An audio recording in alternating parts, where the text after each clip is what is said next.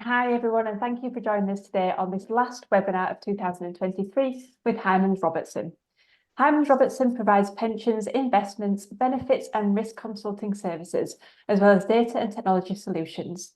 They have worked with GradCracker for 4 years, and today we're going to be hearing from the graduates about their experiences with the company, as well as hearing from Kirsty in the HR team all about their recruitment processes, as well as who they are as a company and some of their key initiatives.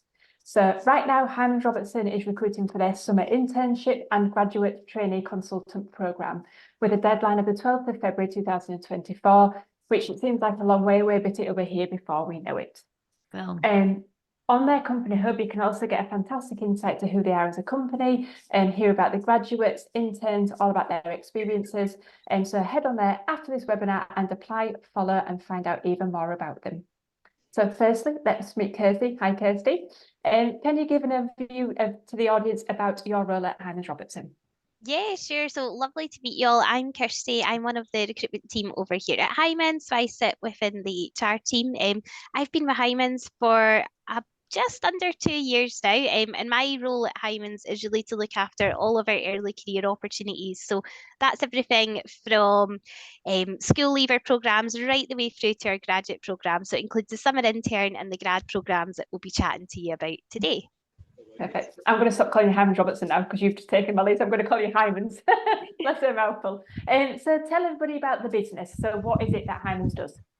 That's a good question. So I feel like I'm learning new things about that every single day because we are quite a varied business. But Hymans Robertson, we opened our doors back in the early 1920s. But as you can imagine, we're quite a different business now to what we were back then. So we've got about 1,300 staff members across our 4 offices in Glasgow, Edinburgh, Birmingham, and London. So some of you on the call might know Hymans Robertson is a pensions and investments consultancy. And what that means is that we work with a mixture of employers, trustees, and financial services institutions to provide independent pensions, investments, benefits, and risk consulting services. So that is a bit of a mouthful, I will admit.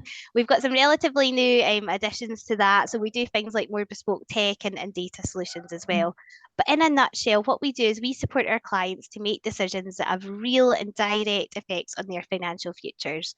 So you might hear us talk today a little bit about our purpose, and that's what we refer to as Together Building Better Futures, and it's absolutely the heart of everything we do as a firm. So it not only underpins kind of our commitments to our clients and the support that we give them, but it also extends out to doing the best for our staff, the communities that we serve, and the environment that we're in as well. So pretty much whatever we do, we're keen to ensure we make a positive impact. Big thing about us is that we're all about building long-term relationships with our clients, and what you'll probably find as we chat through today is a few of them are actually have been with us since we opened our doors in the 1920s. So I always think that's a great fact that's kind of testament to that as well. Yeah, definitely. And you mentioned tech is something that's relatively new to Hymans, Kirsty. And thinking about the future and what the current grads and potential grads can be involved in, is there any key initiatives that you want to tell the audience about today? Oh, that is a good question. So probably best to answer that will be some of my fellow panelists who'll be actually working in those areas and doing those sorts of roles there. But a big part of my role is thinking about growth, and a big focus for Hymans is how do we bring in more fantastic early career hires, so more students, more interns like the people who'll be dialing into this call today, and how do we do that so that we can, plan and prepare for kind of future skills requirements across our businesses. Yeah. Another big focus for us sits in the more kind of technological side of things, and that's what we refer to as Transform DB. And I'm sure everyone who's on our panel today will be much more well versed on that than me from HR. But as some of you may know, the pensions landscape in the UK is changing. It's moving away from what was kind of the traditional defined benefit pensions, moving over to what we might refer to as defined contribution pensions there. So that means that us as a firm, our services and the way we work, we need to adapt and change to support that so that we can be sure that we're able to put the right support in place and have the right services in place for our clients. And so we're there to support them as well. So for us, that's probably one of the biggest things that you might hear us chat about a little bit more today. Yeah, definitely. And I think the grads will speak about their projects and everything else a little bit later on, like Kirsty said, and get more of an insight into what they actually do. So thinking about the two roles that I mentioned, Kirsty, that are currently open on GradCracker. So you've got your summer internship and your graduate programme. which is currently on the Hyman's Hub on GradCracker. So tell us a little bit more about those roles and what can students be involved in those, any key dates and things like that that need to be aware of. Yeah, that's a good set of questions. So, both of our internship and our graduate opportunities are focused on helping you to start your career as an actuary. Now, an actuarial career path isn't always one that people are aware of. I certainly wasn't aware of it till I started doing my research and started thinking about my role at Hyman. So, what I want to do is just super quickly explain what I mean by that, and then we can chat a little bit about those different opportunities there. So, to put it really simply, and I'm probably going to butcher this. I'm probably going to absolutely butcher this definition, which is dead intimidating when you've got four budding actuaries staring at you as well there. But to put it really simply, kind of the way I see it and what actuaries do is that they use really complex mathematical modelling technology and software to try and predict what's going to happen in the future. So it's their job to try and support businesses to make informed decisions about their financial futures. So that can take lots and lots of different forms, whether that's thinking about how businesses safeguard and grow their pension pots, whether it's thinking about how they support people to set realistic insurance premiums, helping them to value their assets. Really, there is such a broad spectrum of things that an actuary can do or that they can specialise in as well there. And at Hyman's, there is an opportunity to specialise in all of those different fields that we can refer to as our business units. But I think one of the biggest misconceptions about the role is that you have to come from a maths or an actuarial science background, and that's just not really the case anymore. At Hyman's, we recognise that any degree programme, particularly any STEM degree programme, gives you such a fab range of skills that will be of real high value to us. So while you need to enjoy working with numbers, we're also interested in people who've got a really good ability in things like communicating and building relationships, who can work well as part of a team, and who enjoy kind of solving complex problems too. So if that kind of sounds like something you might be interested in, our summer intern and our grad opportunities are open at the moment for applications. For our summer interns, we take on round about 30 or so of them every year. And our applications, as I say, they are open now for those who are in their penultimate year. So second to last year students there. So as part of this, you'll join us in July or August and you'll spend time designated to one of our consulting teams. So each team focuses on a slightly different actuarial area, but what you'll find is there's lots of cross-team opportunities to work and for you to gain exposure across the different areas of our firm. So over the 8 weeks with us, you'd be aligned to one of those specialist roles and you'll work with your team to learn the ropes of what an actuary does within that area. You'll learn about the systems, the data, the processes, and all the things that you'll do. I think alongside this as well, you'll work on an individual project and we can chat more about kind of what they look like later. But the best thing about our summer intern programme is that we use it as a feeder programme for our grad opportunities. So if you come in and you do really well over the summer, there's every chance that you're going to get invited back next September for a ring-fenced graduate space. So it takes some of the stress out of your final year when you're trying to do your dissertation and your final year project and all your exams, if you already know you've got that graduate role secured for that. Which is great. The grad role, for those who are in their final year or for those who've recently graduated, our structured graduate programme gives you the opportunity to join us as a trainee consultant within our actuarial, investment, defined contribution or insurance and financial services business units. And from day one, you'll be supported to develop your skills and work on a really big diverse range of client projects. So similar to what the interns do, just more so on that bigger kind of graduate scale. With that, we'll also support you to become a student member of the Institute and Faculty of Actuaries or the CFA Institute as you develop into a fully qualified consultant within your area there. And applications for that are open just now as well. Perfect. Well, I thought you did a brilliant job there, Katie. Yeah. I can barely say actuary. I was thinking everybody was smiling and all of them, so well done. And think about locations, Kirsty. So you mentioned at the beginning, you're based in Edinburgh, Glasgow, London and Birmingham. Are these opportunities based in all 4 locations or specific ones? Yeah, they're based in all 4.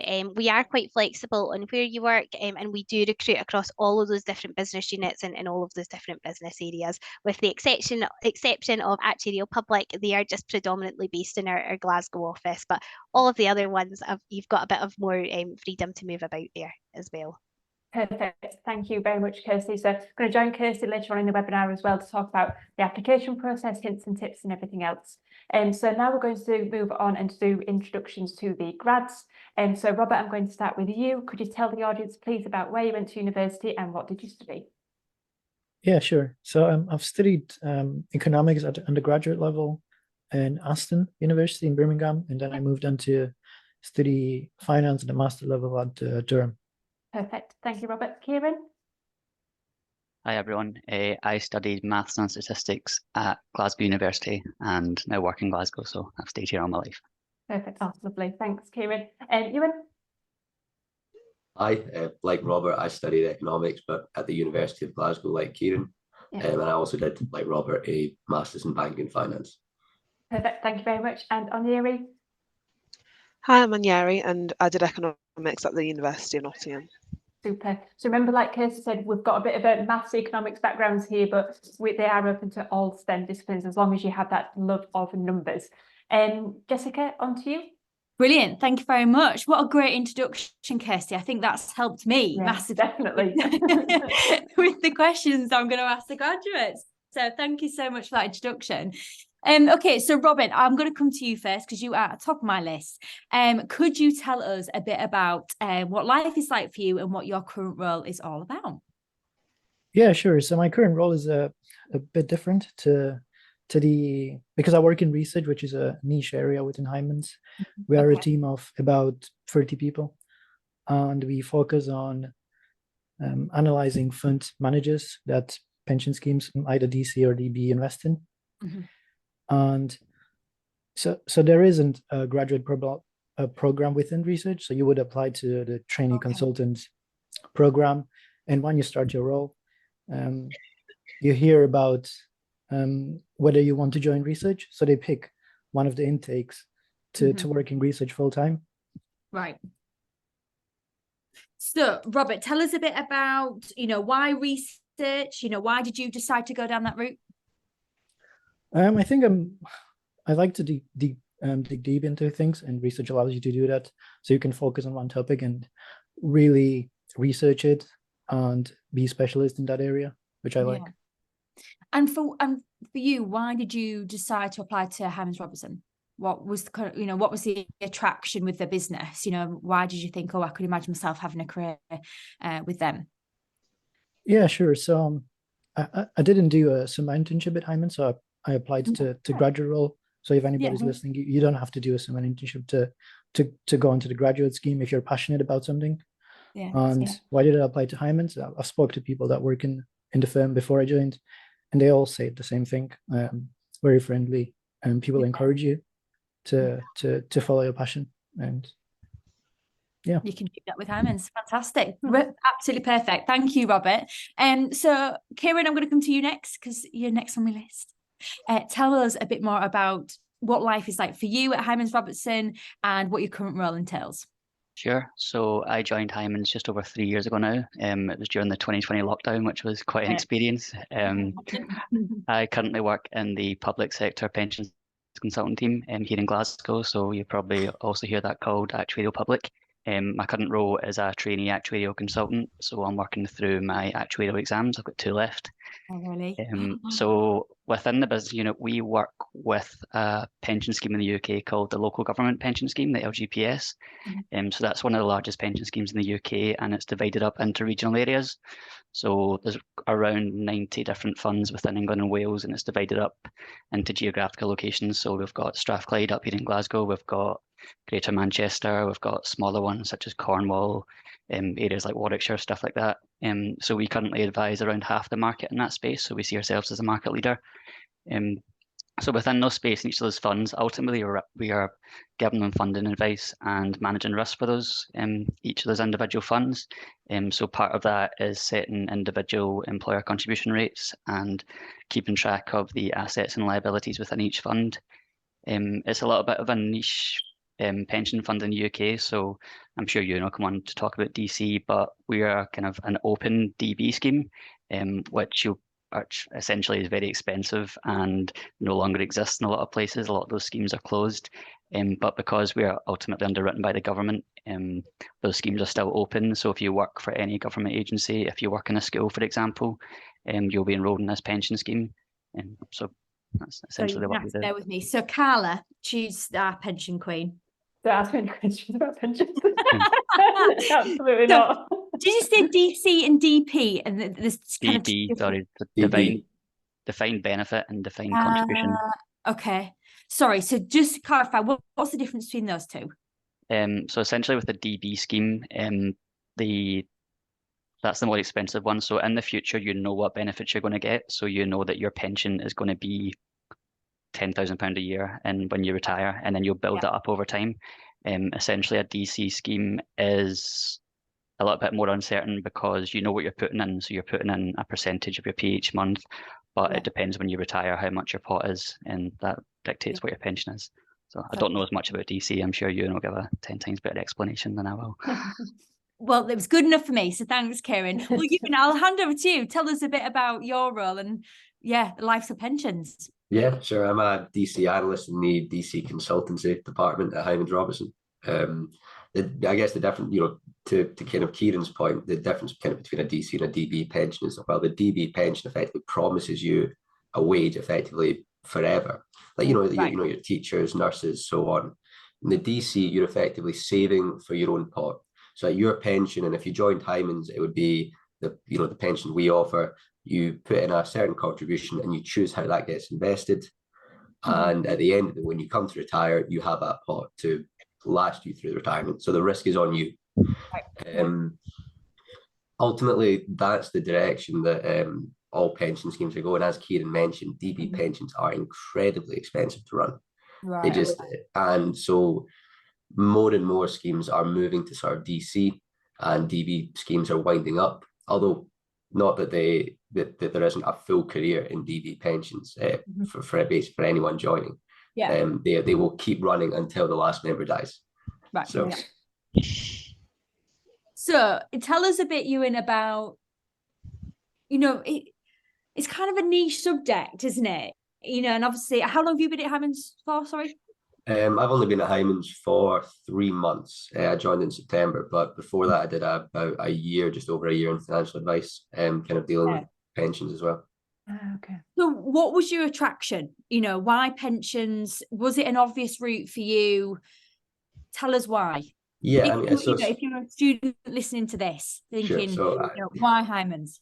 Why Hyman's probably has much more to do with how friendly and open they are, and how great a learning environment it is, more than being attracted to working in pensions. There's not really any comparable business out there that will help sort of a student go through their exams and have such a great education environment after university than I think Hyman Robertson. But why DC pensions? It's the kind of the fastest growing part, and certainly like with the experience I had in financial advice and economics, it seemed the easiest to apply that skill set to. And can you imagine yourself now? You've been here for 3 months. I'm going to ask you this a little bit later on, so don't go into too much detail. But, that you can imagine your future in this area now. You can see where you could end up, with your career, doing all these exams, passing these tests, and going for it. Yeah, definitely. Hyman's make it very. One of the things that you might we could talk about is that just one of the amazing things about Hyman Robertson is just the lack of barriers to communication. You're very much sitting, and learning from kind of the senior people around you, and that the path to the path to kind of career progression is very clear for you. Yeah. Which we're going to find out lots about, and Kieran, will come back to you in regarding your exams and what you've been going through over the last couple of years. So on you, just to bring you in, same kind of question, if you could just kind of introduce your role and also how long you've been at Hyman Robertson and what you've been up to. Yeah, so I've been here for 3 months now, started in September as a grad, and I'm a trainee actuarial consultant at the moment, so working towards doing exams as well. Have my first ones in April, and I'm in the, I know, I'm in the actuarial private team in the Birmingham office, so working in DB pensions. Those are defined benefit ones. We just do work on behalf of trustees of pension schemes. Yeah, it's just the client work mostly. So so I was going to ask that actually. So you're obviously a lot of the time you'll be speaking to kind of external clients, kind of helping, looking after them. How are you finding that? 3 months in, I can imagine that's quite a bit of responsibility. To be kind of dealing with clients, having your own responsibilities. How are you finding it, and how have Hyman's kind of helped you along the process?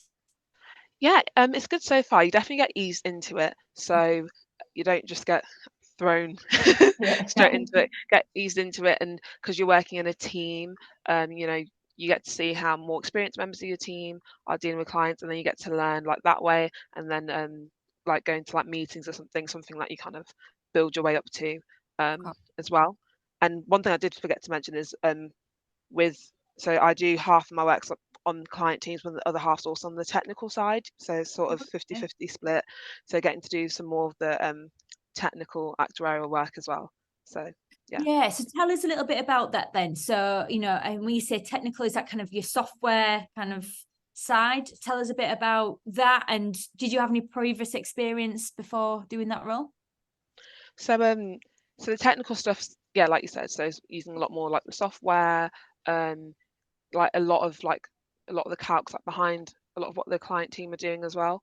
And I didn't have experience with any of the particular software that you use at Hyman's, but I guess a little bit in like my degree at uni, getting to use a bit of software, but you get so much training and you get taught how to do everything, so it's not something I'd worry about in terms of having experience in.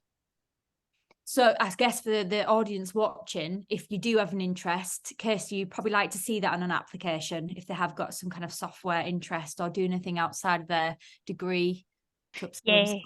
Yeah, definitely. And it definitely, I think, comes across our application form. We'll come on, obviously, to be chatting about that anyway, but there's a section in our application form that asks about what kind of key skills that you have that you think are relevant for this role. So if you do have that software interest, that's a fab place to mention it.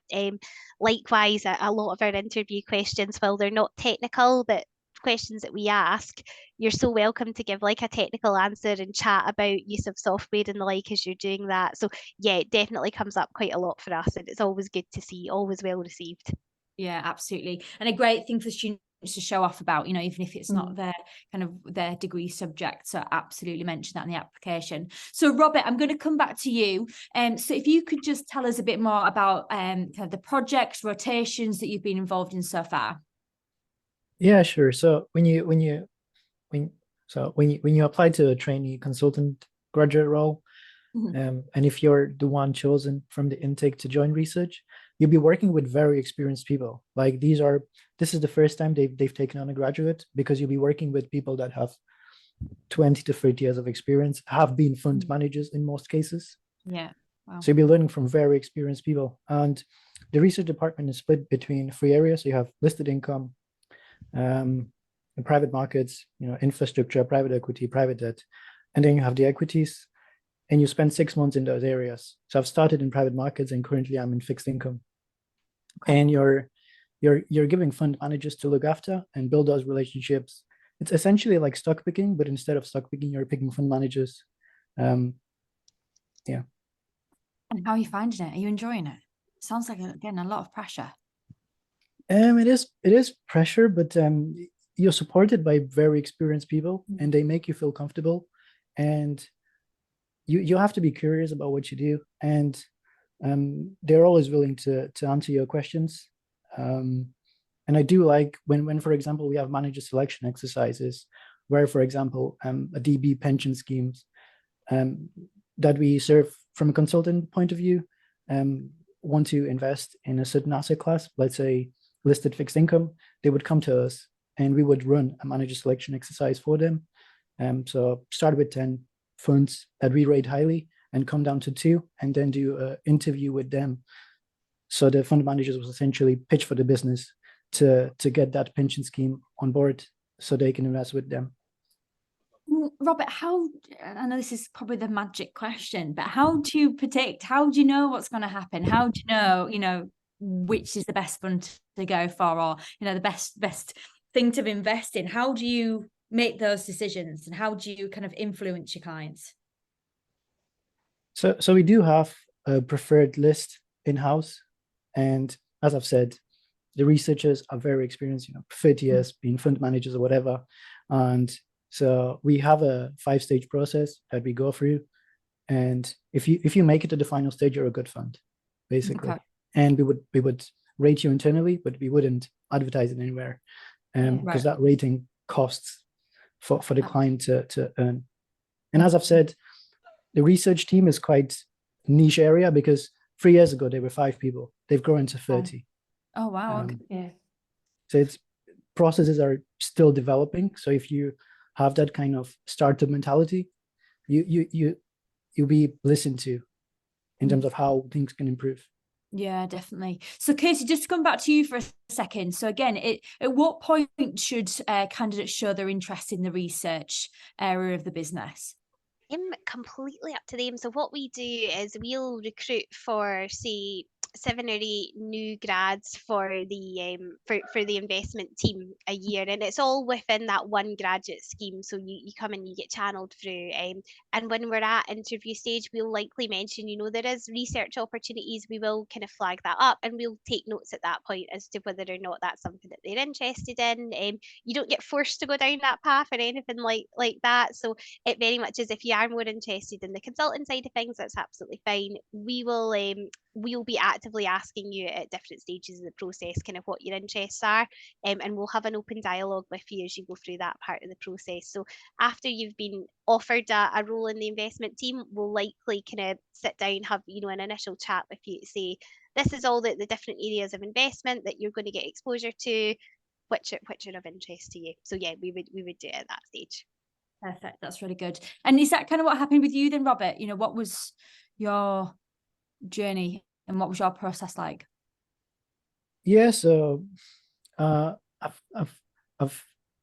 when you apply, you are asked if you want to join research. So I've said yes, and then 2 weeks into my role on the consultant side, I had a few interviews with people that work in research, and because I used to work at the Office for National Statistics, I had that research skills already, so it kind of made a natural transition to that part of the business. Wow. The reason why I ask, it's just so good to hear from graduates like yourself. Sometimes, with your backgrounds, there might be those obvious industries that you can go into, but then sometimes you fall into a role, you fall into an opportunity that you absolutely love, and you think, God, I didn't even expect myself to be in this part of the business or working on this particular thing. So yeah, I wanted to see what your journey was like, really, to see, was there an interest from the start, which sounds like there was, which is good. So Kieran, I'm going to come to you next. Obviously being at Gradcracker, being at Hymans Robertson for 3 years. What's kind of the rotations, the projects been like for you? Quite a lot, actually. I've been involved in quite a lot of work, considering I've only stayed in the one business unit. It probably echoes to what we know as evaluation. As I mentioned, we work with over 50 funds in England and Wales and Scotland. And every 3 years, all of the funds get valued at once. So what we do is we calculate all of the assets and the liabilities for each single one of our funds, and they all have the exact same deadline date. So you can imagine it's a very hectic year when that one comes around. What is that deadline date? Can I ask? 31st of March. So Oh, we start on the 31st of March 2022 was the last one there, and then we had a year to carry out all the work. So we submitted that on the 31st of March 2023. So it was a good celebration on that day, as you can imagine. Yeah. So to understand what happens in evaluation, probably comes back to the DB/DC point. So ultimately, because we have over 50 DB schemes, we know what the benefits, so we know what the pensions are going to be in the future, and we know how much they're going to cost. So ultimately, that's your liability side. But where this differs from a DC side, so what members and employers will know is what percentage of pay they're putting away each month. So for example, if I just take Hymans, for example, I pay away 5% each month. Hymans pay 12% on my behalf, and they put that into the pension scheme, and that gets invested. And then once I retire, or eventually, well, that'll probably be about 40 years from now, scary thought, that will then get put in, and that's my pension. But ultimately with the DB scheme, that's already set in stone what I'm going to earn in the future. So what we do then is the thing that can change is the contributions that are put in. So each valuation, because we value the liabilities, we value what the pensions are going to be in future, what we then do is alter the percentage of pay that employers can do. So that ultimately comes down to the risk aspect. So employers can be very, very safe, meaning that they want to be really, really sure that they can afford the pensions in the future. So the way that they'll do that is up the money they put in each month, so put the contribution higher. But then also on the other scale, they can take like a really, really risky approach, and that's reduce the contributions that they pay each month. So because they're putting less money away, less money is getting invested in building, which means that they may not be able to make that threshold to meet the pensions in the future. So ultimately at the valuation, we need to find the right balance and strike that point when it's also affordable enough for the employer, because you can imagine if they're having to put more money away each month to afford a pension, it can be quite strict on budget constraints. But ultimately, they're not putting away too low that it can be too risky in the future and they won't be able to afford the pensions. So Kieran, when you say your clients then, will you liaise with the employee directly, or will you just liaise with the client as a whole and say this particular employee? How does that work? Ultimately it is up to the fund. So, and this probably depends on the size of fund, but if I take one of the clients I work with, they'll probably have, so you have the fund that's administered by the council. And then within the council, you'll have lots and lots of underlying employers. So that will be kind of smaller councils. It might be academies. It might be some charities that are affiliated to a county council. And then ultimately it's up to the fund. They have the decision on what each of those employers pay. The employers do have a say. They can argue or they can give evidence to, ultimately they probably want to pay less because it makes it more affordable for them. So they can kind of justify evidence and say give financial evidence to say that they can afford these contributions and it's not going to be too risky for them, things like that. It's good fun as well because, as we've kind of touched on, I think Onyeri touched on that she does the consultant side and the technical side. Ultimately with evaluation, I get involved in the technical side, so we do all the facts and figures, we take in the membership data, we crunch it through our systems and get the results, and then we do get good exposure to the consultant side as well, because that's when we're out meeting the clients and saying we think you should pay in this rate, and then they might argue back and say can we up that, can we lower it, so you do get really good consultant experience as well. So yeah, in terms of the skill set that you're gaining, it's quite broad, isn't it? In terms of from the soft skills right through to, like, say, the technical stuff. In terms of kind of when do you come off the grad program? Are you technically off that now then? I'm not actually sure. I don't think there's really an official end date to the graduate program. Kirsty could maybe correct me on this one. But essentially, no, I'm still working my way through my exams. So I don't know if you'll ask me this later, but there's 13 in total and I've covered 11 of them so far. So if I'm looking at that from my stage in my career, I would say I'm almost there. Right, I see. So we refer to it as a graduate intake, but actually it's a permanent opportunity. So you are as such coming in as a graduate to start doing your IFOA or your CFA exams and working your way through them. There, like Kieran says, there isn't an exact end date to it. We are quite flexible. We don't force people through exams as quickly as possible. We allow them the kind of time and space to work through them at their own pace. So we would consider somebody a trainee until they have passed those exams. So perhaps not a graduate trainee if you're coming in and having a few years. But yeah, you are offered the grad role with us is a perm opportunity. So it's, yeah, you're in with the bricks once you're in. That's you. That's lovely to know. So worst case, I just don't mean to sound negative. Worst case scenario, what would happen if you failed an exam? Could you just reset it? Yeah, it happens. I don't want to say it happens a lot because it's not an overly common occurrence, but of course it does happen. The actuarial exams, they are tough, and they aren't for everybody. You know, there is quite a lot amount of study time goes with them. They are quite, I'll say, quite tricky. Kieran will definitely be like, no, they're far more than far tricky. They're really tough to get through, but they are really rewarding to get through. We support our grads through that process. So if you fail it a couple of times, that's not a problem. Not every one of our graduate roles, as much as you kind of automatically get put onto an exam pathway, not every one of our graduates finishes that exam pathway. So there are opportunities elsewhere in the business where maybe not in that consultant space. So Onyeri mentioned, you know, there's the technical side of the actuarial private team and the consultant side. You need to have those exams to be a fully qualified consultant, but you could still be doing the technical work if you're not fully qualified. So again, there's ways in that we can work with you to make sure that you're in the right place in the business for yourself and for your skill set. Yeah, that's brilliant to know. Thank you, Kirsty. Kieran, just to come back to you a sec, how do you balance your time? I'm probably the kind of bad student that I like to cram stuff towards the end. If you can maybe edit that out the webinar. It is live. No, ultimately, I think the actuarial exams are spread over 2 months of the year, so they either take place in April or September. You'll probably spend, I think when it comes to exam times, you kind of give up your weekends and you need to study a couple of hours at night. And then throughout the year, you have like tutorials to keep up on. You've got your notes to read and keep catch up. So it's not too strenuous out with the exam times, but certainly when it comes to April and September, it is a big commitment to almost give up a few weekends, but hopefully it'll be worth it in the end. Yeah, you'll pay off the long run. And at least as well, you've got the 31st of March out the way as well. So you know.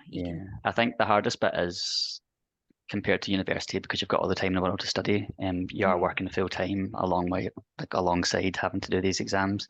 We do get a day off a week, which is very useful. But ultimately, but ultimately we've got to manage a job and these exams at the same time, which when you're sitting your first couple of exams can be hard to get used to. But there's great support out there. Everyone's in the same boat, so you do get used to it very quickly.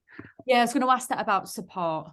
And you know, you've got going through exams at the moment as well. Yuri, you're going through them as well. You know, do you feel like you've got that support network around you? Do you feel as though, you know, you're not overwhelmed with it? Yeah, well, definitely. You know, my people manager literally just finished his sort of final exams to fully qualify. So he's very much kind of just at the end of the process, and it's all very fresh in his memory. And he's been brilliant at just sort of going, this is what can help you, this is what worked for me, and this is what's worked for other people. Yeah, that's really nice to have that support, isn't it? And to know it's gone through it. Yuri, can you add to that? Yeah, definitely. I'd say there's a lot of support, and I felt supported throughout. Even for example, Hyman's just put on a couple of days of like actuarial maths lessons, which was 2 days all of maths, which was fun. But which was just like extra on top of the tutorials and stuff that we already have to do, just to help us feel a bit more confident for the exams that we were going to do, which was great because I didn't have to do that, and it definitely helped so much. Felt like it really accelerated my learning process for like the first exam that I've got. So just things like that, and even just with all the help in terms of getting your study materials, you know, we have like a study champion, and like I think each office has someone that kind of takes care of all the students, just helping you know which resources to get, and you know, just a lot of help, definitely a lot of support. Yeah, that's really good to hear. So in terms of, we'll stick with you, Rory. So in terms of your projects that you've worked on so far, I know you've only been there 3 months, but what kind of projects have you been working on, and what have you been up to? Yeah, so following on from what I was saying earlier with it sort of being split in half, so on the consulting side, so those are like the client teams that I've been allocated to, and you're in those teams and you work with those people, just doing general things that you have to do for clients, so some calculations and reports and doing stuff like that, and that's great, and just teamwork, and that's really nice. And then on the technical side as well, so we have our technical team, and we're, I guess, sort of like doing a rotation with them for this year, and having the opportunity to kind of deep dive into some more of like the technical work, and that you wouldn't necessarily do if you're just doing consulting, which is really cool. And that, I think, doing both sides helps you understand like the other as well, so that's really good. So that's mostly what I spend my time on at the moment, and then have my study day as well once a week. So studying. And you, and is that similar for you?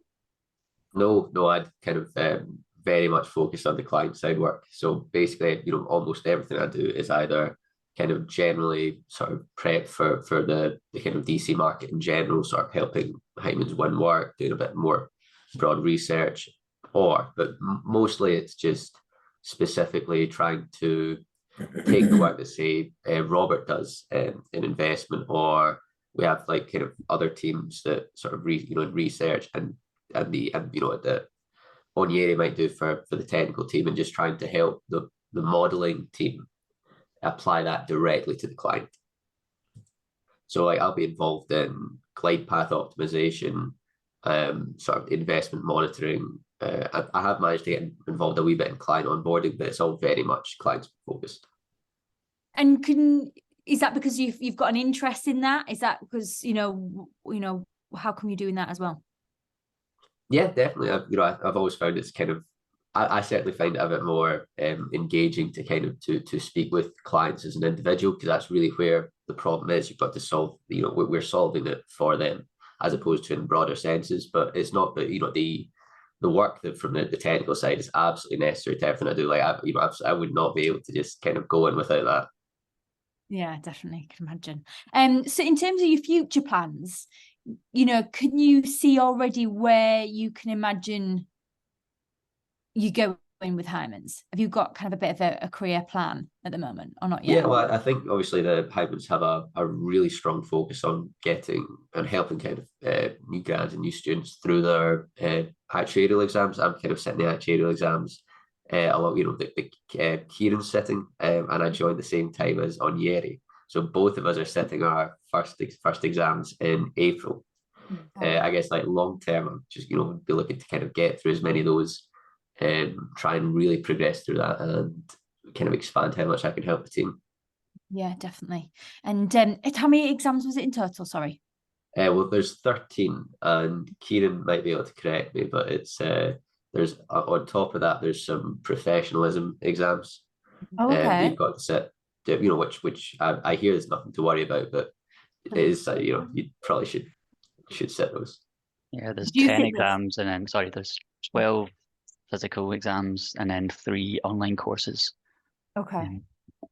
Which kind of leads me on to my next question regarding training. So, what training do you get in terms of supporting you with these exams? And Kieran, I'll stick with you. So what support do you get in terms of for all of these exams and, again, just preparing yourself? So the exams are ultimately run by the Institute and Faculty of Actuaries. So that's the main overseeing board for all the exams, the institution, if you like. And within that, they've got a subsidiary called ACTED. So ACTED, they prepare all of the training materials for all of the exams. They run a lot of the tutorial sessions. So ultimately, it's up to your choice as well. So when I sit an exam, I'll attend a number of tutorials. I'll also make use of ACTED's notes. They'll give you physical notes. They'll give you past exam questions. They'll give you mock exams. So ultimately, it's a bit like university. But it's either virtual or in person as well. Oh, is it? Okay. Yeah. And then in terms of any other additional training do you get kind of coming away from the exams, just kind of your day-to-day role, and what support have you had over the 3 years? It's ultimately training on the job, I would say. Yeah. There's a real, I'm not sure about the other departments, but there's a real kind of hierarchical progression throughout Actuarial Public. So we take in a graduate intake every year, and then you kind of progress through the ranks. So you become, ultimately at the start of your career, become a doer. So that's, you're doing the hands-on work, you're doing all the calculations, learning all the systems. You'll then progress to a checker role. So that's ultimately looking over all the doers' work and just spotting any mistakes. And when the checker's happy with that, they then pass that to a reviewer. And the reviewer will, that's ultimately has to be a qualified actuary, because then they'll sign out the work for the client. So there really is a kind of natural progression, and as you move through the ranks, you really will learn on the role. So Kieran, are you classed as a doer or a checker? I'm a checker now.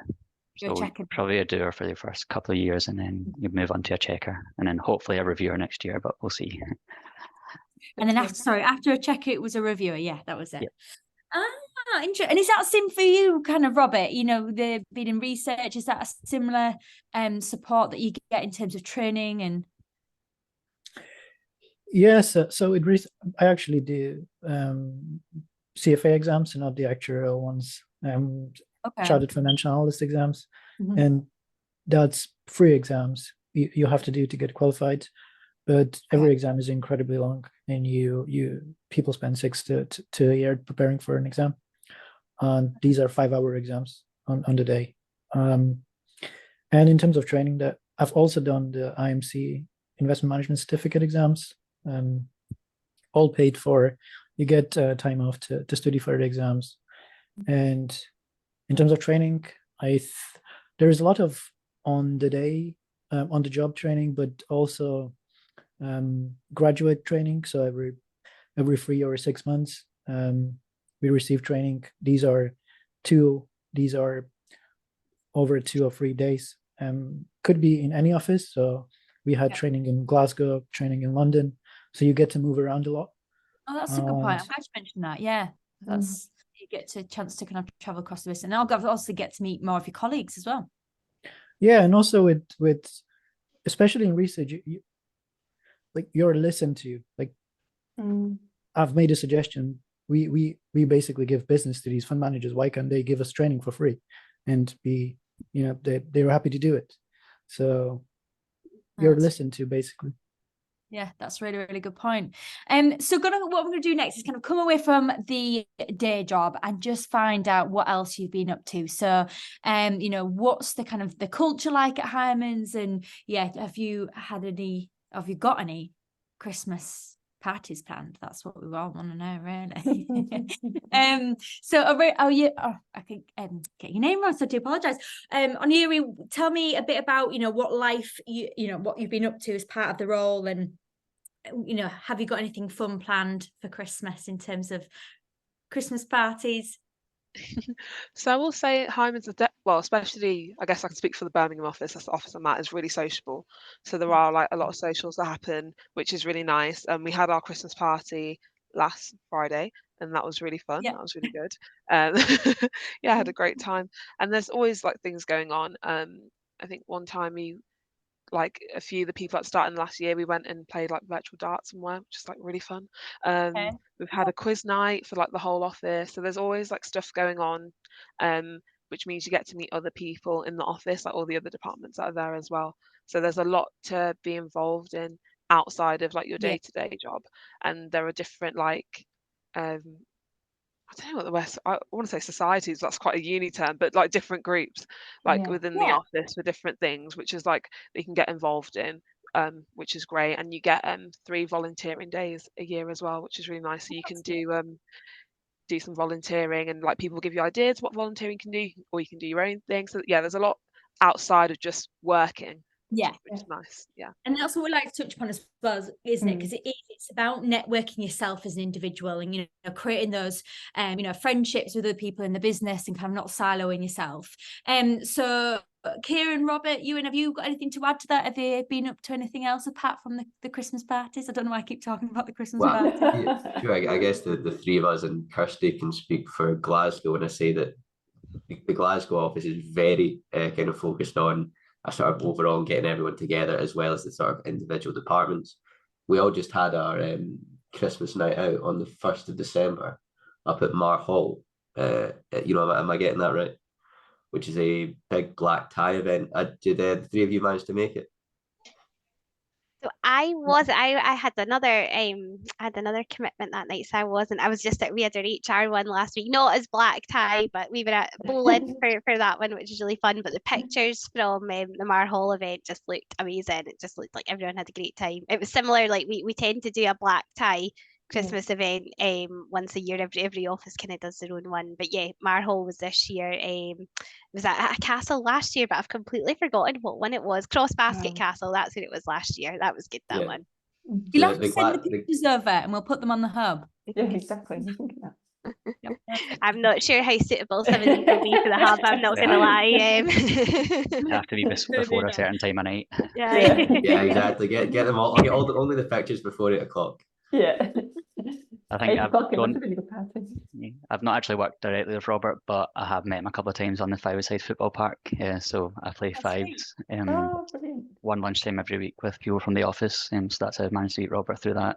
I won't say it quietly, but he's a little bit better than me, so I wouldn't dwell on it. Oh, well done. That's great. And Robert, will you take that, or is Kieran all right with football? Yeah. That was convincing.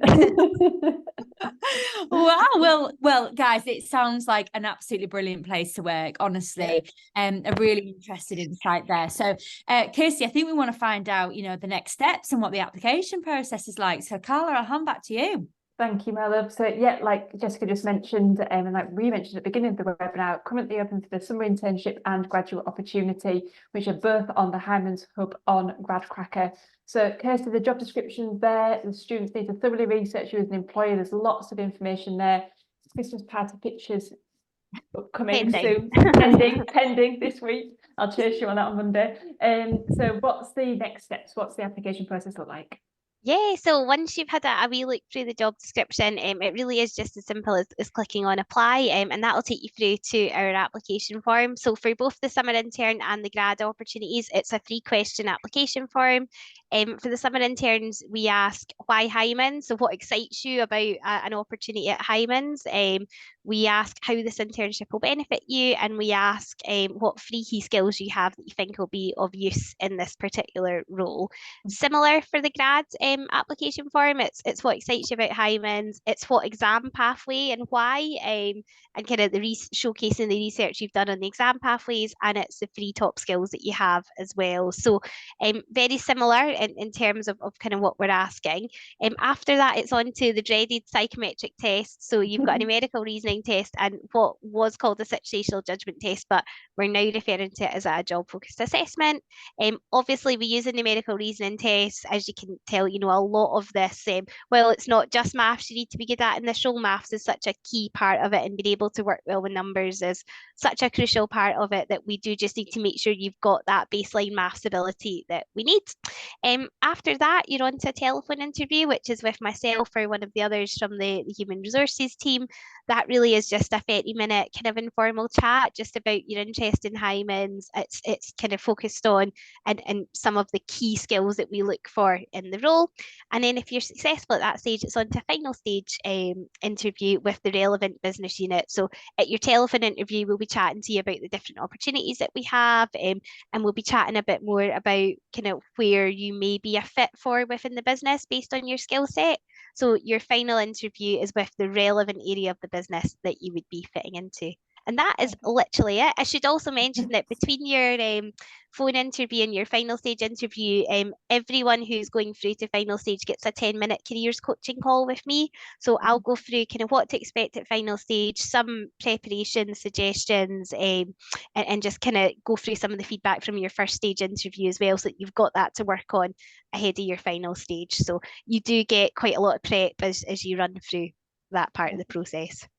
And I thought you said instead of 3 key skills, it's freaky skills. I thought, I bet you get all sorts when you start asking about freaky skills. Oh, I thought you said freaky. Well, that's why I laughed. No, I thought you freaky. thought that. 2 words, not 1 word. I wonder what you get as freaky skills. I don't think I'd be allowed to put that on a You need to add that, Kirsty, to make sure you'll get all sorts. And any hints and tips then? What hints and tips would you give the students of being successful? Oh, that is like the absolute key question, isn't it? So Yeah, I think for absolutely. me, it's do your research. You know, utilize things like the GradCracker Hub, where we've got lots and lots of information and videos and lots of content stored. Do your research. One of the first question in any one of our interviews is always, you know, what excites you either about Hyman's or the particular business unit that you're applying to. So start yourself off on a good stead by being able to confidently talk about why us. You know, we want it to be specific, not generic. So really focus in on that, I think, would be my top tip for success. And remember, this webinar will be on the Hyman's Hub from tomorrow. We also break it down into bite-sized chunks as well. So this is a perfect way to do your research, listen to all the grads' experiences, and obviously Kirsty's hints and tips as well. So thank you very, very much, Kirsty. On to the final quick fire rounds of the year. Oh, it's a bit sad, isn't it? Top facts about Hyman's. Robert, I'm coming to you. Yeah, sure. So especially in research, I think your job is what you make of it. So as I've said, it's research is a developing area. Processes, you know, you work on developing those. So yeah, you can get involved in anything you like. So for example, I've got involved with capital markets work. So commenting on markets and making sense of those to pension schemes. Perfect. So make of it what you will. Thank you, Robert. Kieran? My top fact's probably that there's no real hierarchical barriers within the firm. So here in the Glasgow office, we all sit together. There's no specific offices. So one day you could be sitting next to a fellow graduate like yourself, or you could be sitting next to the senior partner or a PA, for example. So there is a real mix, and no one feels isolated or kind of the bottom of the food chain, if you like. So it's a real mix. Who are you sat next to today, Kieran? One of my friends from university, actually. So Oh, that's nice. there's been a lot of chit chat. It's only Christmas, it's fine. Thanks, Kieran. Ewan? I would touch on basically both the points from Robert and Kieran about how friendly everyone is, just how welcoming and really encouraging it can be to both have a kind of to sit with friends, but also sit with people who can really show you and lead you the way. Perfect. Thank you, Ewan. And Onyera, you're going to finish off with a bit of a history fact. Yeah, so the firm is over 100 years old, so there's a lot of history and culture and knowledge here. It's great. Yeah, love it. Thank you very much. And now on to your favourite memory. So hopefully these are going to be some good ones. Robert, what's your favourite memory so far about working with Hymans? I think it was the research away day not long ago. I think you get to hear people's stories. As I've said, a lot of experienced people in research, so you get to hear their stories, how they develop their career, which is very useful to me starting just my career. So yeah, was that off-site then, or was that a different site at Hymans? it was off-site Off-site. and at a restaurant in Glasgow. Oh, lovely. Perfect. Thank you. Robert, your favourite, sorry, Robert, I've asked you. Kieran, your favourite thing about Hymans? Yeah, I'll give a work one and a non-work one if that's okay. Work one's probably my first presentation. I went down to one of the funds that we work with. So that was down in Cambridgeshire, and I had to present to over 200 people, which was pretty scary, but Yeah. got through it. Non-work one, probably a night out after the evaluation. Yeah. That was a good fun time. I bet, yeah, complete relaxing. Thank you very much. Ewan? Definitely, I would say the Christmas night out so far was brilliant. Seeing everyone dressed up and having a great time. Perfect.